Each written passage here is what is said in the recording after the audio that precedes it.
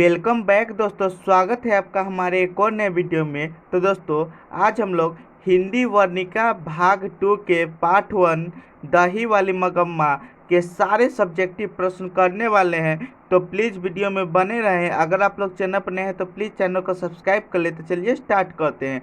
तो देखिए दोस्तों, आज हम लोग दही वाली मगम्मा कहानी के सारे सब्जेक्टिव प्रश्न देखने वाले हैं। उससे पहले हम लोग इसके कुछ बेसिक कंसेप्ट को देख लेते हैं। तो देखिए दोस्तों, ये जो दही वाली मगम्मा है कहानी है, इनके लेखक कौन है? तो ये जो दही वाली मगम्मा कहानी है, इनके लेखक श्रीनिवास जी है, जिनका पूरा नाम मास्ती वेंकटेश अयंगार है। मास्ती वेंकटेश अयंगार है।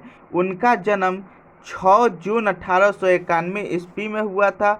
और उनका जन्म स्थान कौन सा था? तो कोलार के कर्नाटक में हुआ था। और इस कहानी को, ये जो कहानी है दही वाली मगम्मा, इस कहानी को हिंदी में अनुवाद B.R. नारायण ने किया है। गाइस, ऐसा क्वेश्चन देखने को मिलता है कि ये जो दही वाली मगम्मा कहानी है, इस कहानी का हिंदी में अनुवादन किसने किया था? तो इसका सही जवाब हो जाएगा आपका B.R. नारायण ने किया था। तो चलिए हम लोग अब क्वेश्चन की तरफ बढ़ते हैं। तो देखिए दोस्तों, हमारा क्वेश्चन नंबर फर्स्ट कह रहा है, मगम्मा का अपनी बहू के साथ किस बात को लेकर विवाद था? तो गाइज इसका हम लोग उत्तर देख लेते हैं। तो देखिए दोस्तों, उत्तर है, संसार का सत्य है कि सास और बहू में स्वतंत्रता की होल लगी ही रहती है। माँ बेटे पर से अपना हक नहीं छोड़ना चाहती है और बहू अपने पति पर अधिकार जमाना चाहती है। तो देखिए दोस्तों, संसार में सत्य है कि सास और बहू दोनों स्वतंत्र होना चाहती है। माँ जो है वो अपने बेटे पर से अपना हक नहीं छोड़ना चाहती है, और जो बहू है वो अपने पति पर अधिकार जमाना चाहती है। प्रस्तुत कहानी में भी बहू ने किसी बात को लेकर अपने बेटे को खूब पीटा। इस कहानी में दिखाया गया है कि बहू ने किसी बात को लेकर अपने बेटे को खूब पीटा। मगम्मा अपने पोते की पिटाई से क्षुब्ध होकर बहू को बुरा भला कह दिया। अगर आप लोगों ने कहानी पढ़ा होगा तो मगम्मा अपने पोते की पिटाई को देखकर बहू को बुरा भला कह देती है। क्या कहती है? क्यों री राक्षसी, इस छोटे से बच्चे को क्यों पीट रही है? यही बुरा भला कह देती है, जिससे बेटे पर अधिकार को लेकर मगम्मा और उसकी बहू दोनों में विवाद था। तो देखिए दोस्तों, हम लोग इसको कुछ इस प्रकार से लिख सकते हैं कि संसार का सत्य है कि सास और बहू में स्वतंत्रता की होल लगी रहती है। माँ अपने बेटे पर से अपना हक नहीं छोड़ना चाहती है और बहू अपने पति पर अधिकार जमाना चाहती है। प्रस्तुत कहानी में भी बहू ने किसी बात को लेकर अपने बेटे को खूब पीटा। मगम्मा अपने पोते की पिटाई से क्षुब्ध होकर बहू को बुरा भला कह दिया, जिससे बेटे पर अधिकार को लेकर मगम्मा और उसकी बहू में विवाद था। अब चलिए बढ़ते हैं हम लोग नेक्स्ट क्वेश्चन की तरफ। तो देखिए दोस्तों, हमारा प्रश्न नंबर 2 कह रहा है, रंगरप्पा कौन था और वह मगम्मा से क्या चाहता था? मतलब रंगरप्पा कौन था और वह मगम्मा से क्या चाहता था? तो हम लोग इसका उत्तर देख लेते हैं। तो देखिए दोस्तों, रंगरप्पा मगम्मा के ही गांव का एक लंपट किस्म का जुआरी व्यक्ति था, जो कभी कभार जुआ खेला करता था। रंगरप्पा जो था उसका घर मगम्मा के ही गांव में था। वह एक लंपट किस्म का जुआरी व्यक्ति था, जो कभी कभार जुआ हुआ भी खेला करता था। वह मगम्मा से कुछ पैसे उधार चाहता था। मतलब वह मगम्मा से कुछ पैसे कर्ज लेना चाहता था, क्योंकि वह जानता था कि मगम्मा अपने बहू और बेटे से अलग हो चुकी है। मतलब ये जो रंगरप्पा था वह जानता था कि ये जो मगम्मा है वो अपने बहू और बेटे से अलग रहती है। साथ ही उससे अवैध संबंध भी बनाना चाहता था। मतलब एक रंगरप्पा है वो मगम्मा के साथ अवैध संबंध भी बनाना चाहता था। तो हम लोग कुछ इस प्रकार के इससे लिखेंगे इसको, रंगरप्पा कौन था और वह मगम्मा से क्या चाहता था? तो रंगरप्पा मगम्मा के ही गांव का एक लंपट किस्म का जुआरी व्यक्ति था जो कभी कभार जुआ खेला करता था। वह मगम्मा से कुछ पैसे उधार चाहता था क्योंकि वह जानता था कि मगम्मा अपने बेटे और बहू से अलग हो चुकी है, साथ ही उससे अवैध संबंध भी बनाना चाहता था। चलिए अब हम लोग बढ़ते हैं क्वेश्चन नंबर 3 की तरफ।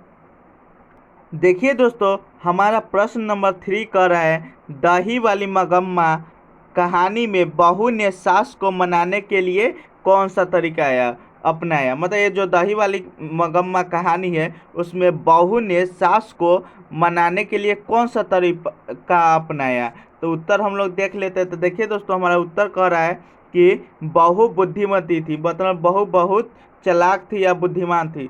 उसने सोच समझकर बच्चे को दादी के पास भेज दिया। क्यों भेज दिया? क्योंकि वो रंगरप्पा कर्ज लेना चाहता था। यह बात उसके बहू को पता चल गया था, यानी नजम्मा को।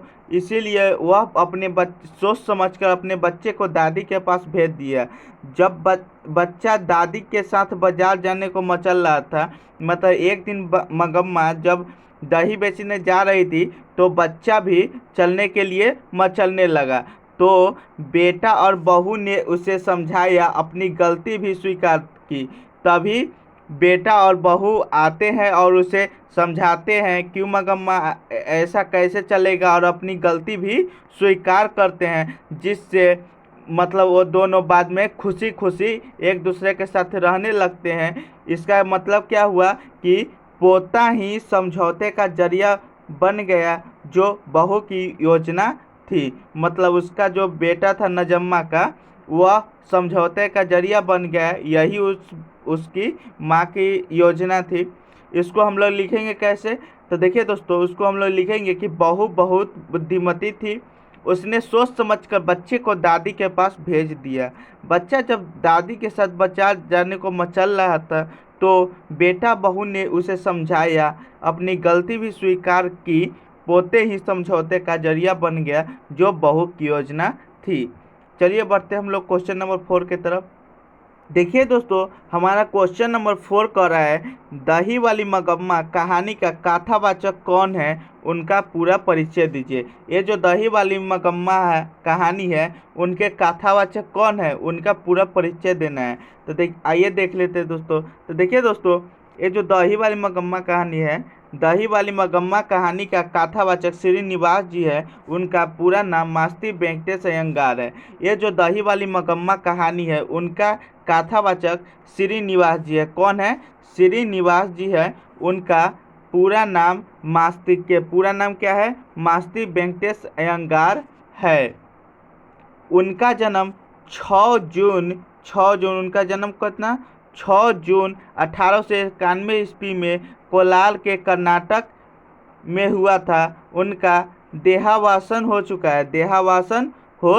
है। वे कन्नड़ साहित्य के सर्वाधिक प्रतिष्ठित रचनाकारों में से एक है। उन्होंने कविता, नाटक, आलोचना, जीवन चरित्र आदि की साहित्यों की प्राय सभी विधाओं में उल्लेखनीय योगदान दिया है। उन्हें साहित्य अकादमी और ज्ञानपीठ पुरस्कार भी प्राप्त हुआ है। तो देखिए दोस्तों, हम लोग इस क्वेश्चन को दही वाली मगम्मा कहानी का कथावाचक कौन है, उनका पूरा परिचय देना है। तो हम लोग उसको कुछ इस प्रकार से लिखेंगे कि दही वाली मगम्मा कहानी का कथावाचक श्रीनिवास जी है। उनका पूरा नाम मास्ती वेंकटेश अयंगार है। उनका जन्म 6 जून 1891 ईस्वी में कोलार कर्नाटक में हुआ था। उनका देहावसान हो चुका है। वे कन्नड़ साहित्य के सर्वाधिक प्रतिष्ठित रचनाकारों में से एक है। उन्होंने कविता, नाटक, आलोचना, जीवन चरित्र आदि की साहित्यों की प्राय सभी विधाओं में उल्लेखनीय योगदान दिया है। उन्हें साहित्य अकादमी पुरस्कार और ज्ञानपीठ पुरस्कार भी प्राप्त हुआ है। अब चलिए बढ़ते हैं हम लोग क्वेश्चन नंबर 5 की तरफ। तो देखिए दोस्तों, क्वेश्चन नंबर 5 कर रहा है, मगम्मा का चरित्र चित्रण कीजिए। तो हम लोग आइए इसका उत्तर देख लेते हैं। तो देखिए दोस्तों, उत्तर क्या कर रहा है, मगम्मा प्रस्तुत कहानी का प्रमुख केंद्रीय चरित्र है। इसकी कथा वस्तु इसके इर्द गिर्द ही घूमती रहती है। पति से विरक्त रहने वाली मगम्मा शायद कभी ऐसा नहीं सोची होगी कि उसका बेटा पत्नी के दबाव में आकर उसको छोड़ सकता है। मतलब ये जो कहानी है वह प्रस्तुत कहानी में ये जो मगम्मा है उसका प्रमुख केंद्रीय चरित्र है। इसकी कथा वस्तु मतलब यह कहानी मगम्मा के इर्द गिर्द ही घूमती रहती है। पति से विरक्त रहने वाली मगम्मा मतलब उसका पति मर चुका है। उसने कभी ऐसा नहीं सोचा होगा कि उसका बेटा पत्नी के दबाव में आकर उसको छोड़ सकता है। मतलब मगम्मा कभी ऐसा नहीं सोची थी कि उसका जो बेटा था वो पत्नी के दबाव में आकर उसको छोड़ सकता है। पत्नी का श्रृंगार पति है। मगम्मा और उसकी बहू इस तथ्य को भली भांति समझती है। मगम्मा दही बेचकर अपना जीवन यापन करती है। दही लेकर वह अपने गांव से शहर जाती है और उसे बेचकर जो आमदनी होती है उसी में वह सब कुछ संचय करती है। मतलब मगम्मा का पेशा क्या है? दही लेकर बाजार जाना और उसे बेचकर जो आमदनी होता था उसमें से कुछ पैसे कुछ संचय भी कर लेती है। मतलब इसको हम लोग लिखेंगे कैसे? जब आपसे पूछा जाएगा कि मगम्मा का चरित्र चित्रण कीजिए तो हम लोग इसको कुछ इस प्रकार से लिखेंगे कि मगम्मा प्रस्तुत कहानी का एक प्रमुख केंद्रीय चरित्र है। कहानी की कथा वस्तु इसके इर्द गिर्द ही घूमती है। पति से विरक्त रहने वाली मगम्मा शायद कभी ऐसी नहीं सोची होगी कि उसका बेटा पत्नी के दबाव में आकर उसको छोड़ सकता है। पत्नी का श्रृंगार पति है। मगम्मा और उसकी बहू इस तथ्य को भली भांति समझती है।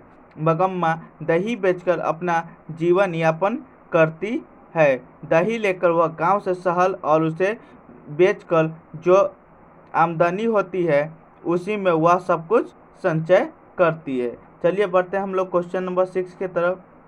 देखिए दोस्तों, क्वेश्चन नंबर 6 कर रहा है दही वाली मगम्मा कहानी का सारांश प्रस्तुत कीजिए। ये जो कहानी है, ये जो दही वाली मगम्मा कहानी है उसका छोटा सा सारांश लिखना है। तो आइए हम लोग देख लेते हैं उत्तर। तो देखिए दोस्तों, उत्तर क्या है? मगम्मा अबलूर के समीप वेंकटपुर के रहने वाली थी। मगम्मा कहाँ के रहने वाली थी? अबलूर के समीप वेंकटपुर के। और रोज दही बेचने बेंगलोर आती थी। वह दही बेचने कहाँ जाती थी? बेंगलोर। मगम्मा का पति नहीं था और बेटा बहू से गृह कलह के कारण अलग हो गई। मतलब मगम्मा का पति नहीं था और बेटा बहू से झगड़ा के कारण वह अलग हो गई थी। प्रत्यक्ष में तो झगड़े का कारण पोते की पिटाई था, किंतु मूल रूप में सास बहू की अधिकार संबंधी इच्छा थी। औरत को अकेली जानकर कुछ अवांछित तत्व के लोग उसके धन और प्रतिष्ठा पर भी आंख उठाते हैं। मतलब औरत को अकेली जानकर कुछ अवांछित तत्व के जो लोग होते हैं उसके धन और प्रतिष्ठा पर भी आंख उठाते हैं। रंगरप्पा ने ऐसा किया था। इस कहानी में रंगरप्पा ने ऐसा किया था। बहू को जब मालूम हुआ कि रंगरप्पा मगम्मा के पीछे पड़ा है तो अपने बेटे को मिठाई का लालच देकर दादी के पास भेज दिया। मतलब जब बहू को पता चला कि रंगरप्पा है जो मगम्मा के पैसे के पीछे पड़ा है तो वह अपने बेटे को दादी के पास भेज दिया। किसका लालच देकर? मिठाई का लालच देकर कि दादी तुझे मिठाई देती है, सब कहकर उसको मेरे पास आएगा तो पीटूंगा, ये सब कहकर उसको अपने बेटे को दादी के पास भेज देती है। बच्चा भी दादी के साथ रहने लगता है। एक दिन जब मगम्मा दही बेचने जा रही थी तो बच्चा भी जिद कर बैठा चलने के लिए। जब एक दिन मगम्मा दही बेचने जा रही थी तो उसका पोता जो था वो जिद कर बैठा कि मैं भी चलूँगा। मगम्मा क्या करे, माथे पर टोकरा, अगर बगल में बच्चा, मुसीबत हो गई। मगम्मा ने सोचा कि माथे पर टोकरा रहेगा और बगल में बच्चा, ये तो मुसीबत हो गई। तब बेटे और बहू ने आकर कहा कि उस दिन गलती हो गई मगम्मा, यूँ कैसे चलेगा। बड़े बूढ़ों ने भी समझाया। मतलब जब ये बात सोच ही रही थी मगम्मा तभी उसकी बहू और बेटे आते हैं और उसे समझाते हैं कि मगम्मा ये कैसे चलेगा। उस दिन और अपनी गलती भी स्वीकार करते हैं, बोलते हैं उस दिन गलती हो गई। इस तरह और बड़े और बूढ़े लोगों ने भी उसे समझाया। खुशी खुशी मगम्मा अपने बहू बेटे के साथ रहने लगी। धीरे धीरे बहू ने दही बेचने का काम अपने जिम्मे ले लिया। मतलब वो लोग साथ में खुशी खुशी रहने लगते हैं। धीरे धीरे बहू ने दही बेचने का काम अपने जिम्मे ले लिया। इस तरह बहू ने बड़ी कुशलता से से परिवार को पुनः शांति स्थापित कर लिया और पूर्ववत रहने लगी।